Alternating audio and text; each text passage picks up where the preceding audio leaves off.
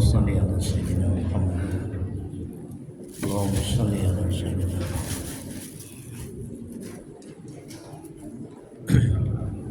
اللهم صل على سيدنا محمد. بسم الله الرحمن الرحيم.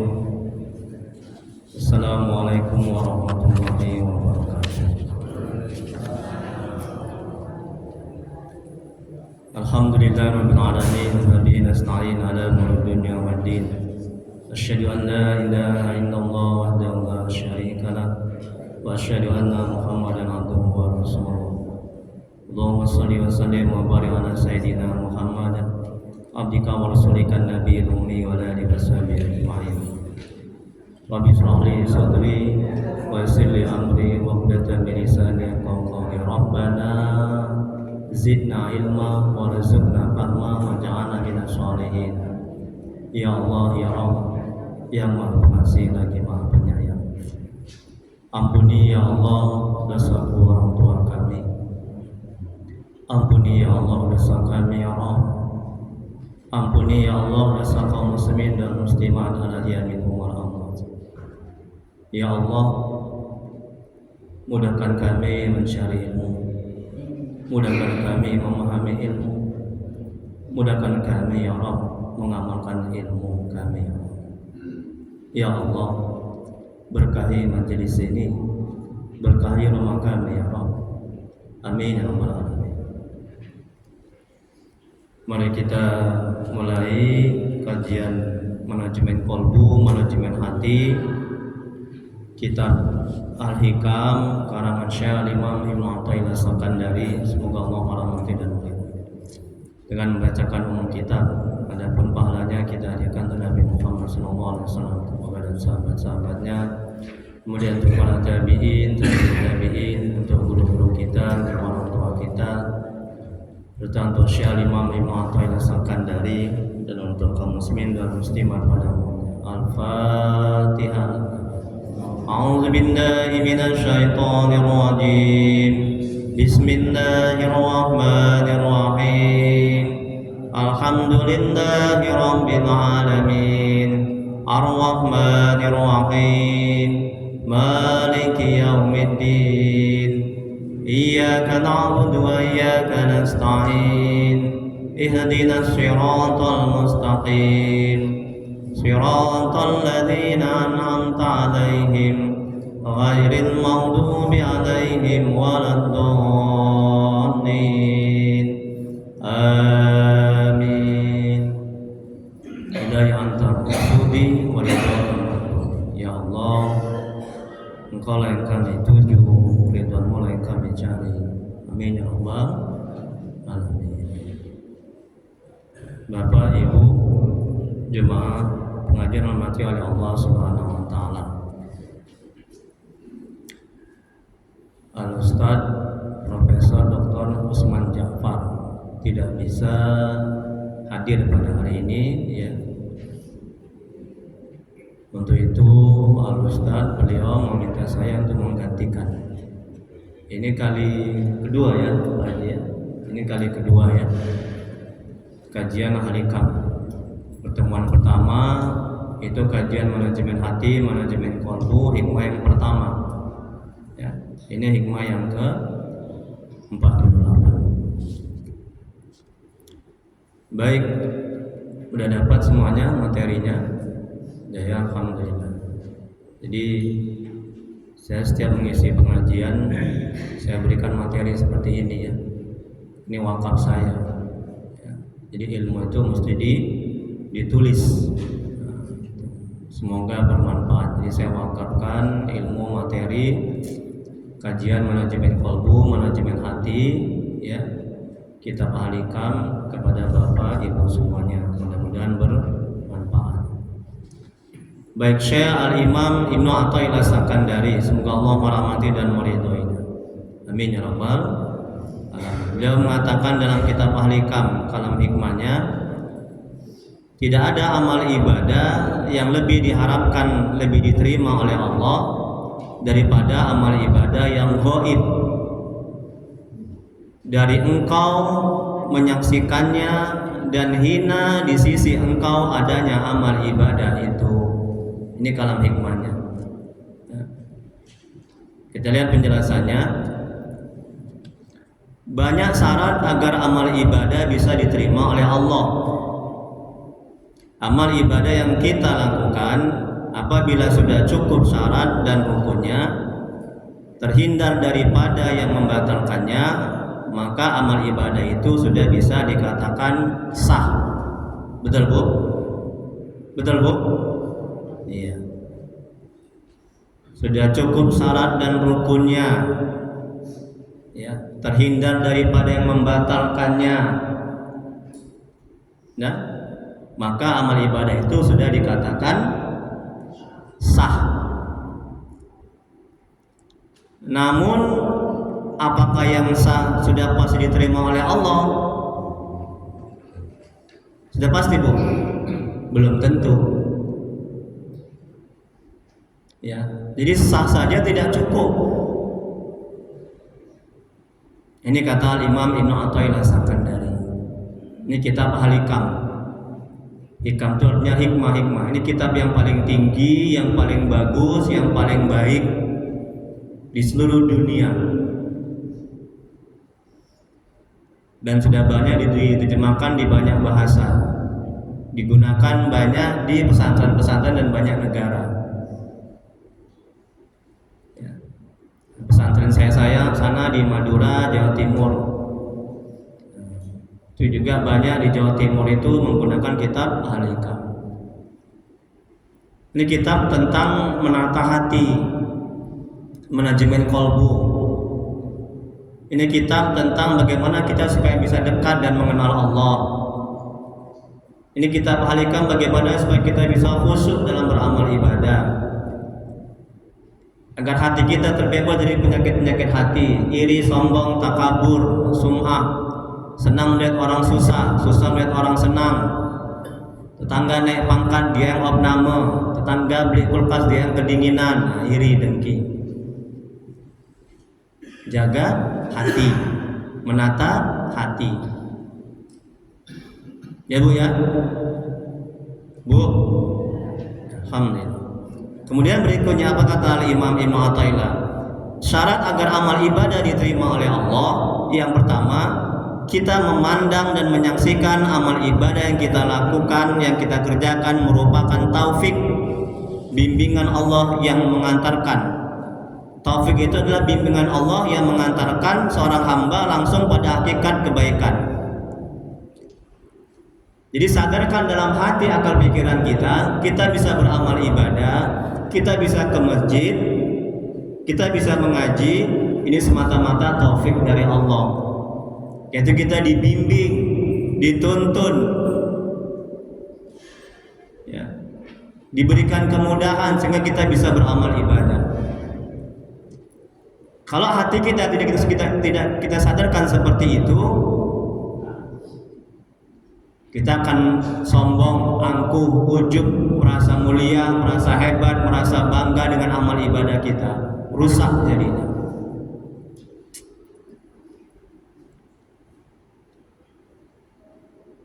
Kemudian berikutnya, jadi kita bisa beramal ibadah itu karena taufik, pertolongan, anugerah dan rahmat Allah, bukan dari diri kita sendiri. Sadarkan seperti itu.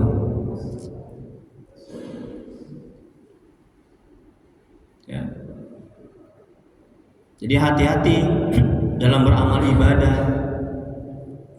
Ada orang yang beramal ibadah bukan semakin dekat, bukan semakin mengenal Allah, bukan semakin bersih hatinya. Dia ibadah maksiat juga, dia ibadah korupsi juga, dia ibadah menggibah juga, dia ibadah tapi hatinya masih busuk juga, masih dengki, masih iri, masih takabur, masih sombong. Dia ibadah masih bakhil juga. Ini karena dalam hatinya dia tidak merasakan, dalam hatinya akal pikirannya bahwa dia bisa beramal ibadah itu semata-mata karena taufik, pertolongan, bantuan dari Allah Subhanahu wa taala. Dan sekali lagi juga karena rahmat Allah. Kalau nggak karena rahmat Allah, kita nggak akan bisa berkumpul di sini.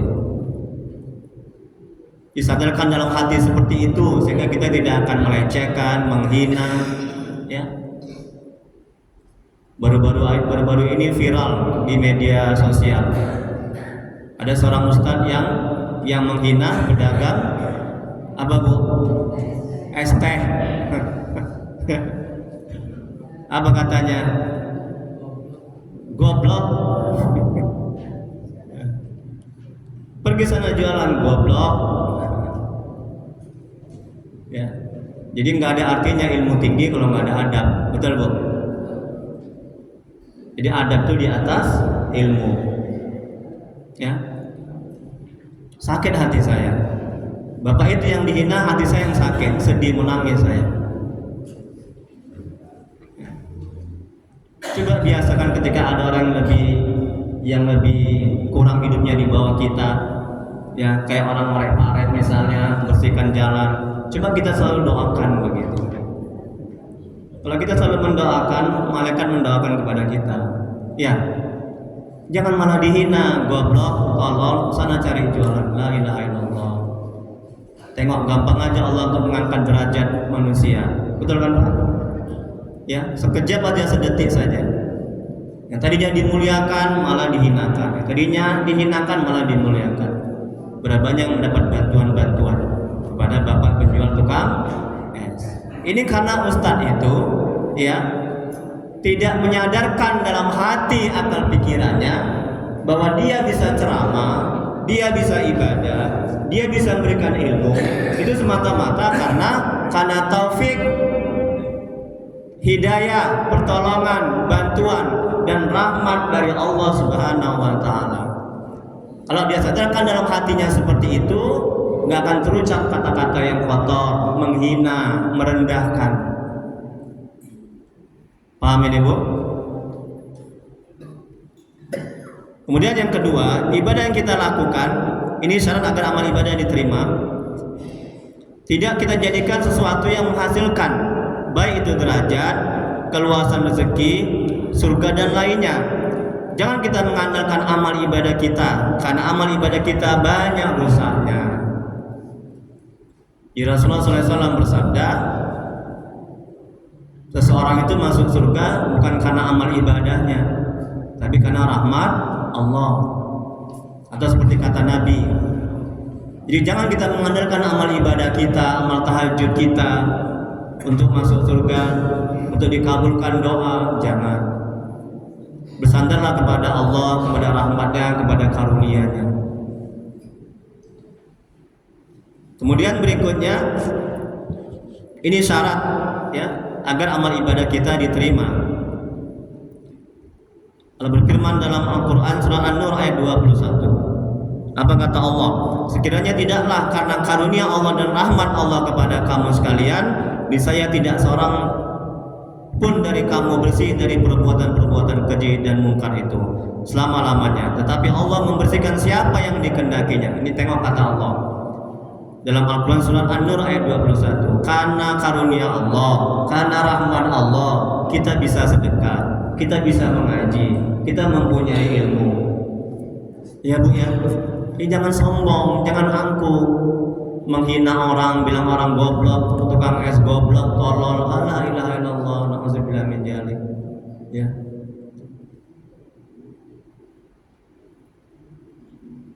Kemudian berikutnya Syekh Ibnu Ibad, semoga Allah merahmati dan meridhoinya, menyarankan kita untuk melupakan amal yang telah kita lakukan.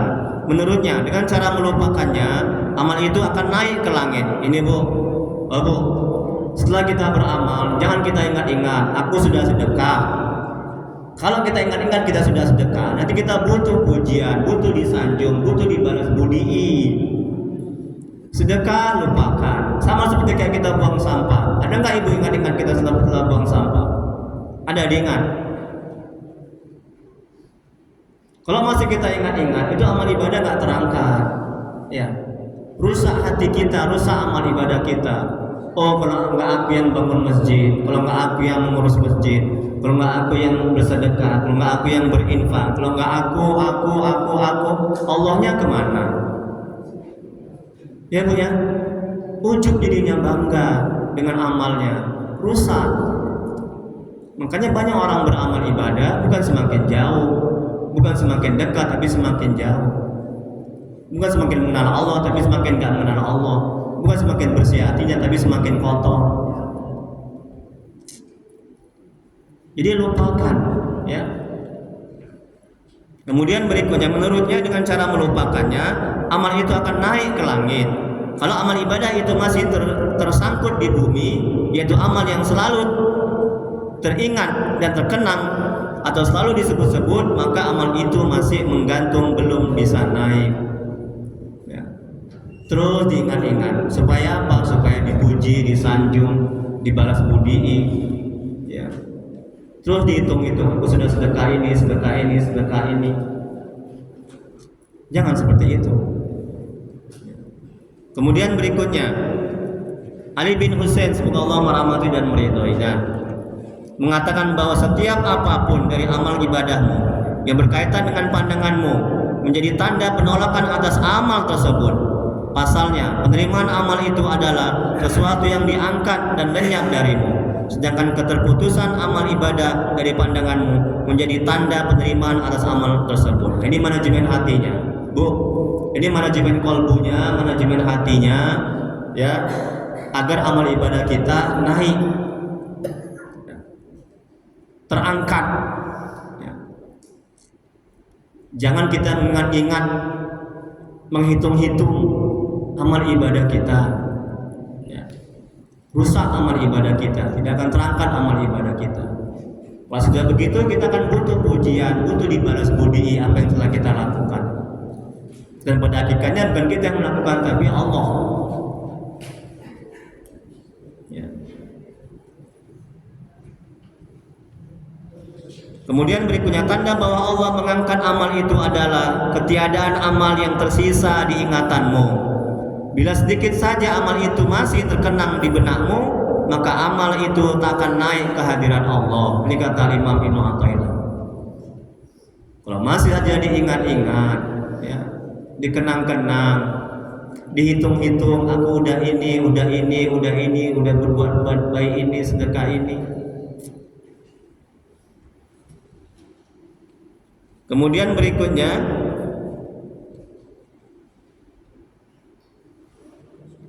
karena tergantung antara dirimu.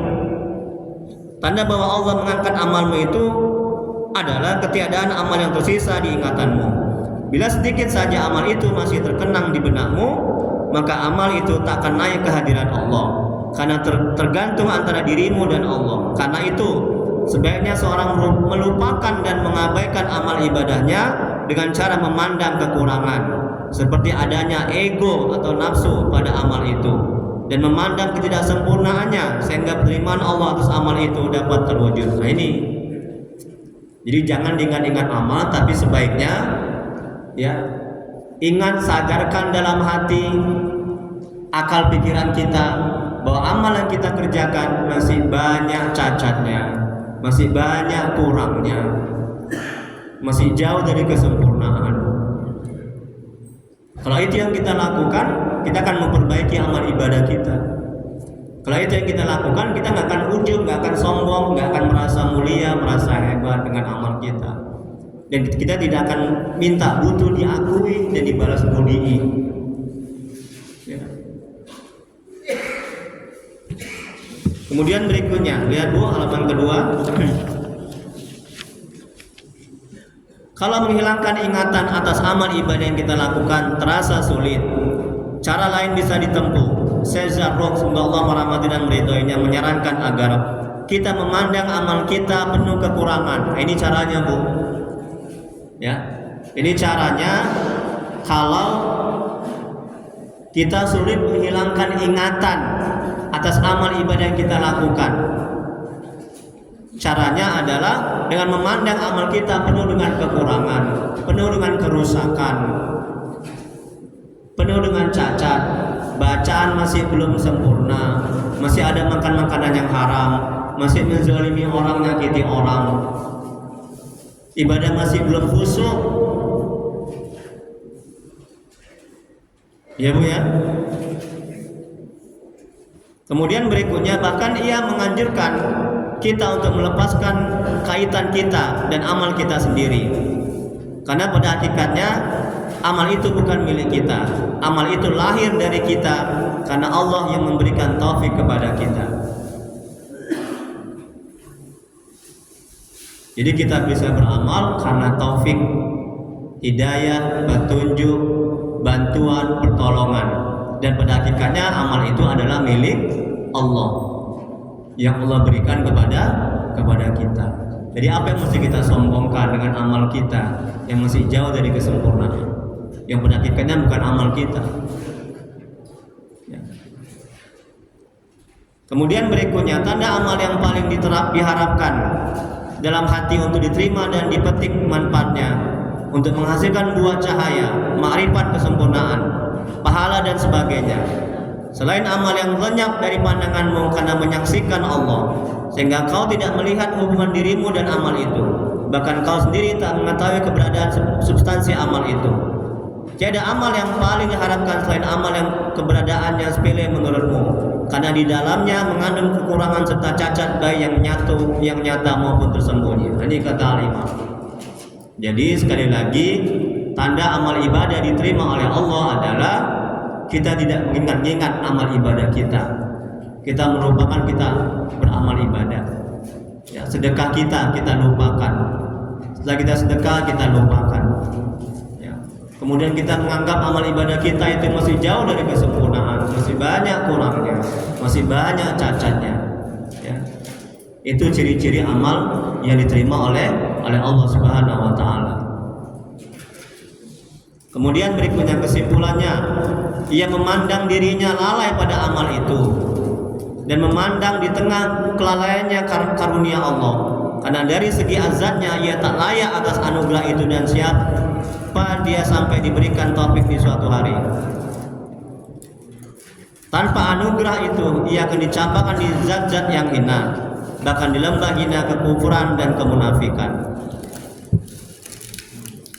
Nah, jadi kita bisa beramal itu juga merupakan anugerah karunia dari Allah Subhanahu wa taala. Sadarkan dalam hati, akal pikiran kita setelah beramal, setelah kita sedekah, setelah kita berbuat kebaikan. Jangan sampai setan dan nafsu itu menggiring kita, membisikkan kita, ya.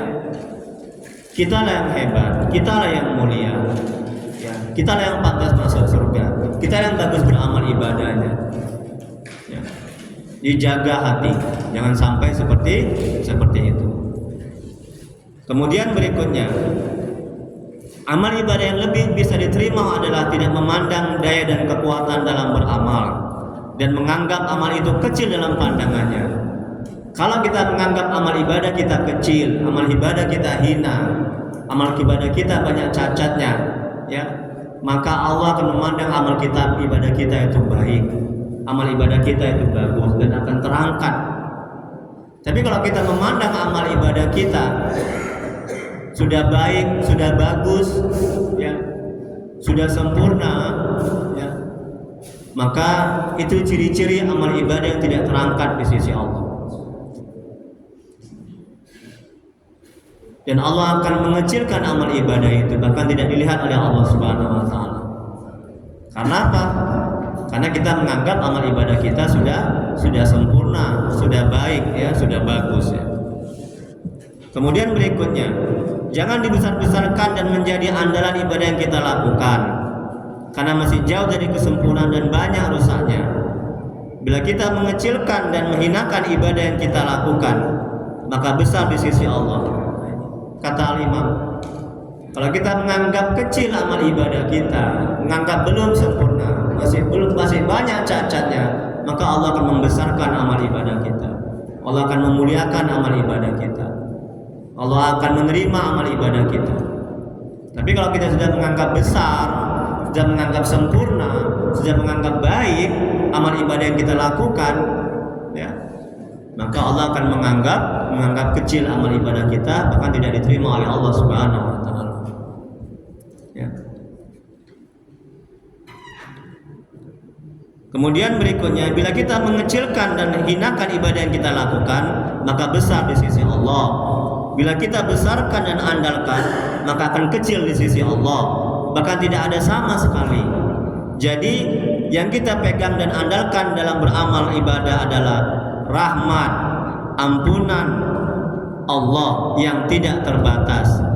Rahmat yaitu solusi dari masalah yang sedang dihadapi dan pemberian yang tidak terbatas oleh Allah. Rahmat yaitu kasih sayang Allah. Jadi yang kita andalkan dalam beramal ibadah rahmat Allah. Bukan amal ibadah kita, kehebatan kita, kemampuan kita, sedekah kita, tahajud kita. Oh, aku udah tahajud, dikabulkanlah. Ya. Sudah baiklah, sudah sempurnalah, sudah takwalah, aku sudah berimanlah, aku ujub dengan amalnya, rusak hatinya, rusak amalnya. Kemudian berikutnya Rasulullah SAW bersabda, tidak ada amalan seorang pun yang bisa memasukkannya ke dalam surga dan menyelamatkannya dari neraka, tidak juga denganku, kecuali dengan rahmat dari Allah Subhanahu wa taala. Hadis riwayat Muslim. Tengok kata Nabi, karena rahmat Allah. Kita berdoa, ya Allah beri aku rezeki, Allah kasih rezeki. Itu bukan karena doa kita Allah memberikan rezeki, ya, tapi karena rahmat Allah. Jangan bangga dengan doa yang sering terkabul. Jangan ujub, jangan merasa hebat. Ya. Sadarkan dalam hati, jaga hati, manajemen hati. Ya. Agar apa? Agar amal ibadah kita bisa terangkat dan terima oleh Allah Subhanahu wa taala. Kemudian berikutnya, orang yang beramal ibadah dan ia tidak menyaksikan bahwa itu semua karena taufik dari Allah, karena bantuan Allah, pertolongan Allah, yang dia pandang adalah dirinya sendiri, maka ini berarti ujub dengan amalnya. Ujub adalah sumber dari segala macam kejahatan. Allah berfirman dalam Al-Quran surat An-Nazm ayat 32. Apa kata Allah? Maka janganlah kamu menganggap dirimu bersih dan suci. Allah lebih mengetahui siapa orang-orang yang lebih bertakwa kepadanya. Ya. Yang terakhir, halaman 3. Lihat Bu, ini kita buka sesi tanya jawab. Kalau nggak bisa terjawab, saya buka kitab. Ini ada nomor WhatsApp saya. Saya punya grup juga, grup manajemen hati. Ya, ada juga saya punya grup ibu-ibu perwiritan Alwiraji Jalan Karya. Nah, itu di situ ibu bisa gabung ya di grup manajemen hati di WhatsApp, dan saya tiap hari memberikan ilmu manajemen hati di situ. Saya berdakwah di situ, saya wakafkan ilmu saya. Nanti bisa tanya di grup itu tentang masalah agama, dan seandainya pun juga tidak terjawab di sini, dan saya jawab di grup itu, nanti bisa di WhatsApp-nya di nomor saya. Ya. Yang terakhir, halaman 3. Rasulullah SAW bersabda, 3 hal yang membinasakan manusia, yaitu sifat kikir yang ditaati, hawa nafsu yang diikuti, ujub seseorang dengan dirinya, ya, bangga, merasa mulia, merasa hebat, merasa amalnya diterima, ya, merasa dia beramal karena kesanggupannya, kemampuannya, dia bisa sedekah karena kehebatannya, ilmunya, ya, karena hartanya, pangkat jabatannya dia bisa sedekah. Ujub, ya. Merasa dirinya yang beramal tanpa mengingat karunia, anugerah dan pertolongan dari Allah Subhanahu wa taala. Ya. Jadi amal kita gitu-gitu aja dari hari ke hari. Kalau tidak kita kondisikan hati, akal, pikiran kita setelah beramal, ya, kita bisa beramal karena taufik, pertolongan, bantuan, karena rahmat dari Allah Subhanahu wa taala. Coba sadarkan dalam hati seperti itu, sehingga kita akan semakin dekat dan mengenal Allah, semakin bersih hati kita, semakin tawadu rendah hati. Ya. Kemudian berikutnya Nabi Isa berkata, berapa banyak lampu yang dipadamkan oleh angin, berapa banyak orang yang ahli ibadah dirusak oleh ujub itu. Contohnya adalah Qarun yang dulunya taat, kemudian rusak karena ujub. Ia kaya tetapi ia tidak mau dinasihati untuk kembali kepada Allah. Allah berfirman dalam Al-Quran surat Al-Qasas ayat 78. Apa kata Allah? Dia Qarun berkata, sesungguhnya aku diberi harta itu semata-mata karena ilmu yang ada padaku. Tengok di Qarun. Aku diberikan harta semata-mata karena ilmu yang ada padaku. Ya. Dia menafikan Allah Subhanahu wa taala. Dia melupakan Allah Subhanahu wa taala. Ya. Kemudian berikutnya, ia tidak tahu bahwa yang memberikan itu semua adalah Allah. Ia hanya menyandarkan pada dirinya sendiri dan menentang Nabi Musa. Kemudian Allah tenggelamkan semua hartanya ke dalam bumi. Jadi ujub membinasakan. Orang yang beramal satu amalan, kemudian ia berpegang atas amal itu, ia merasa punya tempat di sisi Allah, maka amal itu tidak sampai diangkat kepada Allah. Tengok ibu, di garis bawah ibu, bu, di garis bawah catat ini, ya. Apa kata Imam Ibnu Athaillah? Ini manajemen hatinya agar amal ibadah kita bisa diterima oleh Allah Subhanahu wa taala. Apa katanya? Orang yang beramal satu amalan ibadah. Dengarkan Ibu. Orang yang beramal satu amalan ibadah. Dan kemudian ia berpegang, bersandar atas amal itu. Dia sholat tahajud, dia berpegang bersandar kepada amal tahajudnya. Dia sedekah, dia berpegang bersandar kepada amal sedekahnya. Apa kata Al-Imam? Ia merasa punya tempat di sisi Allah, merasa mulia, merasa pantas masuk surga. Ya. Maka amal itu tidak sampai diangkat kepada Allah. Makanya nggak heran banyak orang yang beramal tapi korupsi juga, banyak orang yang beramal tapi menggibah, menggunjing juga, banyak orang yang beramal itu kayak seorang ustaz yang menghina tukang es, jualan sana goblok, nauzubillah, banyak ilmunya, taat agama,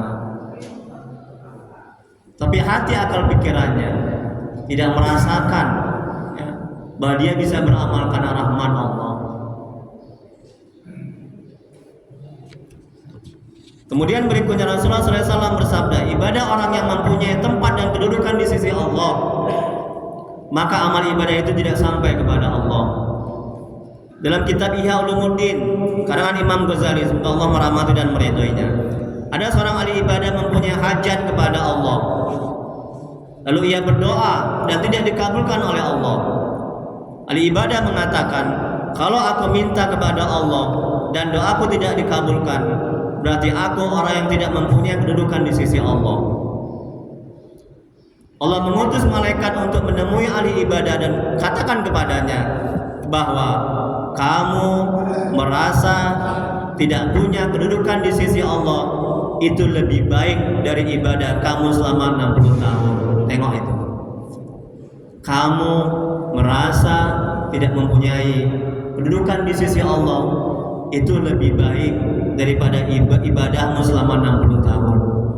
Jadi nggak ada artinya kita merasa punya kedudukan di sisi Allah, merasa mulia, merasa diterima, merasa itu semata-mata kesanggupan kita, kehebatan kita, usaha kita, ikhtiar kita. Kemudian berikutnya seorang ulama berkata, tanda amal ibadah diterima Allah adalah, tengok bu, tengok bu. Seorang ulama berkata, tanda amal ibadah diterima Allah adalah merasakan manisnya amal. Itu ciri-ciri amal ibadah kita diterima. Kalau kita beramal ibadah, mengaji Quran, berzikir, sholat, dan ketaatan lainnya, belum bisa merasakan manisnya dalam taat ibadah itu, itu ciri-ciri amal ibadah belum diterima oleh Allah Subhanahu wa taala. Ini patut kita evaluasi, introspeksi diri. Boleh jadi karena apa? Karena ada yang haram yang masuk dalam perut kita. Boleh jadi karena apa? Karena bacaan-bacaan kita yang masih jauh dari kesempurnaan. Karena masih banyak kita sholat yang enggak khusyuknya, yang nyakiti orang, yang menzalimi orang, yang merasa amal ibadah kita udah segala-galanya, merendahkan orang, yang menggibah, menggunjing, penyakit-penyakit hati masih tertanam dalam hati kita, iri, dengki, takabur, sombong, dendam, susah memaafkan, berat untuk memaafkan. Itu penyakit hati. Kalau itu sudah bersarang di hati kita tidak akan bisa merasakan manisnya dalam taat, dalam ibadah, dalam tahajud, dalam baca Quran, dalam mengaji seperti ini, dalam bersedekah. Kemudian berikutnya, jadi tanda amal ibadah diterima Allah adalah merasakan manisnya amal, manisnya taat, dan rindu ingin untuk melakukan amalannya lagi. Salat tahajud nikmat, ingin tahajud lagi. Mengaji nikmat, ingin mengaji lagi. Sedekah nikmat, ingin sedekah lagi. Baca Quran nikmat, ingin baca Quran lagi. Nah, ini ciri-ciri. Dan ciri amal ibadah yang tidak diterima adalah malas dalam mengerjakannya. Tidak merasakan kenikmatan, kelezatan, hanya gugur kewajiban dalam ibadah. Ya. Kemudian berikutnya, seperti halnya ketika seorang memberikan hadiah kepada raja, raja senang menerima hadiah itu, maka ia juga akan sangat senang, kemudian ingin berulang kali untuk memberikan hadiah. Tetapi ketika hadiah tidak diterima, ia akan menjadi malas dan kurang bersemangat untuk memberikannya lagi. Ini untuk mendekati paham. Jadi kita beramal ibadah, ya tak ubahnya kita memberikan amal ibadah, kita sembahkan amal ibadah itu kepada Allah. Ya. Kalau banyak cacatnya, Allah nggak akan menerima dan tidak akan terangkat oleh Allah. Banyak rusaknya.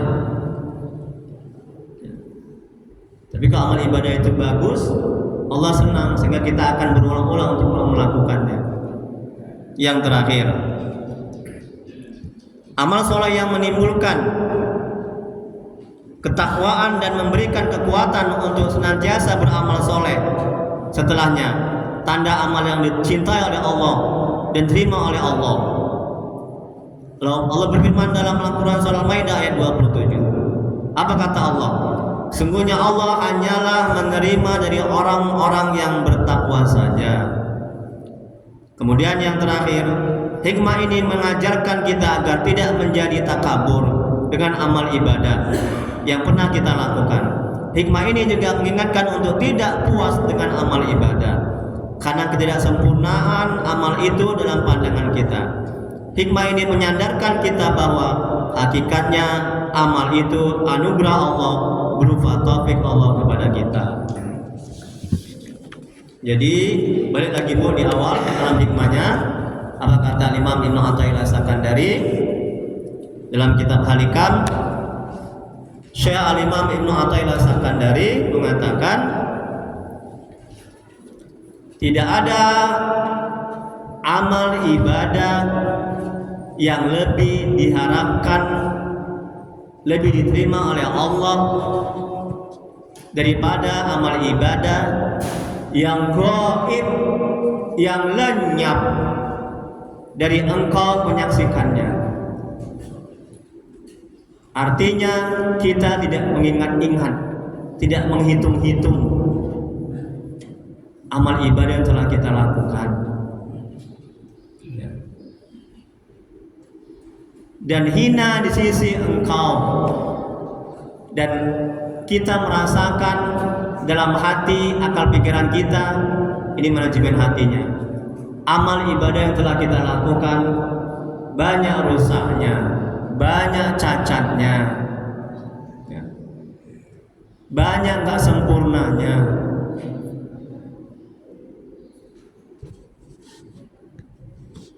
Kalau sudah begitu, maka amal ibadah kita akan terangkat di sisi Allah, akan diterima oleh Allah Subhanahu wa taala. Wallahu a'lam. Hanya Allah yang Maha mengetahui. Baik, mungkin ada perlu didiskusikan. Jadi sebentar dulu aja ya. Ini saya ingatkan lagi nih biodata saya, Majelis Taklim Manajemen Hati, ya. Di atas itu Bu, Pak Ustadz Widya Sandika SSM BUM, dosen tetap UIN, dosen terbaik 2000, santri Alamin Madura, mengajar Al-Quran, tasawuf, tauhid, fikih, ruqyah, muhasabah dan bahasa Inggris. Saya juga berdakwah di Facebook, Instagram, kemudian di YouTube. Bisa lihat YouTube saya, ya, YouTube namanya Widya Sandika Official. Silakan like, share, and subscribe. Ini telepon saya, WhatsApp saya, dan juga saya punya grup WhatsApp. Silakan gabung di situ, ya. Jadi bisa dapat ilmu tentang kajian manajemen hati, tentang fikih. Saya berdakwah di situ. Bisa tanya-tanya di situ. Ini alamat saya Jalan Ampera 2 nomor 5A di samping Tapian Daya PRSO, ya. Nggak jauh dari sini, ya. Oke, silakan Pak Haji. Nah, ya. Ya. Amal ibadah yang kita lakukan. Ya. Ya. Ya. Iya. Ya. Ya. Dia bisa mendapat rahmat Allah. Atau misalnya ada orang yang dia beribadah sholat misalnya. Ya. Sebelum sholat dia tak paham. Ya. Cara-cara sholat dia tidak paham. Ya. Tapi dia mengikuti imam takbir dia takbir. Ya. Imam rukuk dia rukuk. Ya. Dia sujud. Nah, apakah dia ini orang yang seperti ini bisa mendapat rahmat? Ya. Jadi siapa orang yang mendapat rahmat Allah itu? Siapa orang yang mendapat ridho Allah itu? Dan sebab apa dia mendapatkan ridho dan rahmat Ya. Allah? Ya. Ya. Alhamdulillah. Baik, terima kasih Pak Haji. Ya. Ciri-ciri orang yang mendapatkan rahmat Allah apabila dia melakukan kebaikan dan ketaatan. Ya, kalaupun misalnya dia beramal ibadah, ya, dia sudah mencari ilmu agama, ya.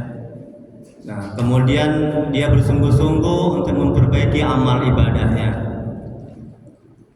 Kemudian masih belum sempurna amal ibadahnya. Kemudian dia sholat berjemaah. Allah melihat, Allah memantau, Allah mencatat, ya, bahwa si hamba ini ada kesungguhan untuk memperbaiki amal ibadahnya. Kemudian dia berusaha keras agar supaya dia tidak mengandalkan bersandar kepada amal ibadahnya. Dia berusaha keras untuk tidak mengingat-ingat, menghitung-hitung amal ibadahnya. Ya. Allah melihat, Allah mencatat. Nah, orang seperti ini akan mendapatkan rahmat Allah Subhanahu wa taala. Itu ciri-ciri.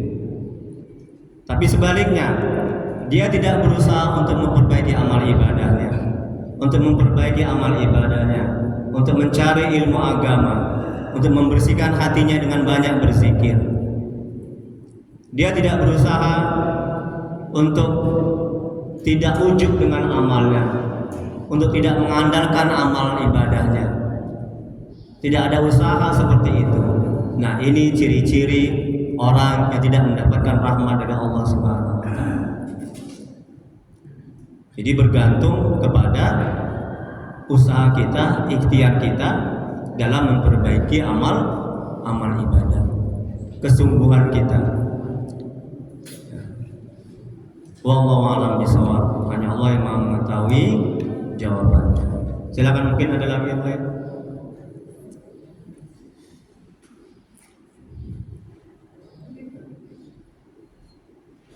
Nggak ada? Kalau nggak ada kita doa ya.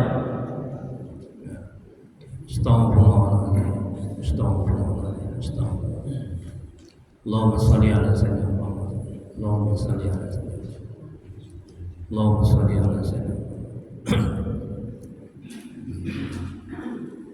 Bismillahirrahmanirrahim. Alhamdulillahirabbil alamin, hamdan fi ni'amahu wa yakfi mazidah. Ya Rabbana lakal hamdu kama yanbaghi li jalali wajhika wa 'azimi sultanik. Allahumma shalli ala sayyidina Muhammad wa ala ali sayyidina Muhammad. Ya Allah ya Rabb, yang Maha Pengasih lagi Maha Penyayang, bertawasul kepadamu ya Rabb, mengasihi keberkahan kemuliaan Nabi Muhammad sallallahu alaihi wasallam. La ilaha illa subhanaka inna kunna minaz zalimin. Ampuni ya Allah dosa kedua orang tua kami. Ampuni ya Allah dosa kedua orang tua kami, keluarga kami, saudara kami telah mendahului kami. Jauhkan mereka dari siksa kubur-Mu. Jadikan kuburan mereka taman-taman surga-Mu. Tempatkan mereka di surga sebagai surga ya Rabb. Ya Allah ya Rabb, mohon ya Allah, ampuni dosa dan maksiat kami ya Rabb. Ampuni sebesar apapun masa lalu kami. Terima amal ibadah kami, terima tobat kami. Kasihanilah kami ya Rabb. Ya Allah, jadikan keluarga kami keluarga yang sakinah mawaddah warahmah. Jadikan anak-anak kami yang soleh dan solehah. Jauhkan kami dari musibah dan bala bencana ya Allah. Ya Allah, mohon ya Allah, tuntun hati kami agar bisa istiqomah dalam taat kepada-Mu, agar bisa selalu mengingat, agar bisa selalu berselawat kepada Rasul-Mu ya Allah. Ya Allah, mohonlah ya Allah, tolong ya Allah. Bila di antara kami, keluarga kami, jemaah ini ada yang sakit, mohon ya Allah sembuhkan penyakitnya ya Allah. Angkat penyakitnya ya Allah. Bila ada yang mendapat kesulitan hidup, mohonlah ya Allah, mudahkan kesulitannya ya Allah. Beri kesabaran padanya ya Allah. Ya Allah, mudahkan rezeki kami dan berkahi. Mudahkan urusan kami dan berkahi. Panjangkan umur kami dan berkahi ya Allah. Rabbana la tuzigh qulubana ba'da idh hadaytana wa hab lana min ladunka rahmah innaka antal wahhab. Rabbana atina fid dunya hasanah wa fil akhirati hasanah wa qina azabannar. Wa sallallahu ala sayyidina Muhammad wa ala alihi washabihi wasallam. Subhana rabbika rabbil izzati amma yasifun wa salamun alal mursalin walhamdulillahi rabbil alamin. Allahumma shalli ala sayyidina Muhammad. Taqabbalallahu